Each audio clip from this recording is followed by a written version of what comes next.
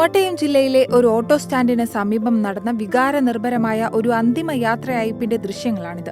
കാണുന്നവർക്ക് ചിലപ്പോൾ ഒരു തെരുവ് നായയുടെ മരണവാർത്ത മാത്രമായി തോന്നാമെങ്കിലും ഈ ഓട്ടോ ചേട്ടന്മാർക്ക് അവൻ തങ്ങളുടെ സ്വന്തം സന്തോഷ് മോനായിരുന്നു.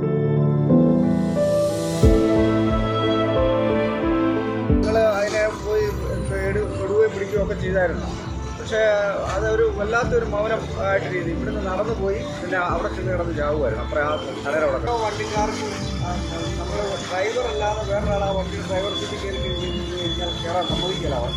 വെള്ളിയാഴ്ചയാണ് സന്തോഷ് മോന് സ്റ്റാൻഡിൽ അന്തിമോപചാരം അർപ്പിച്ചത്. രാവും പകലും തങ്ങൾക്ക് കാവലാളായിരുന്ന നായയെ സ്നേഹത്തോടെയാണ് ഇവർ ഓർത്തെടുക്കുന്നത്.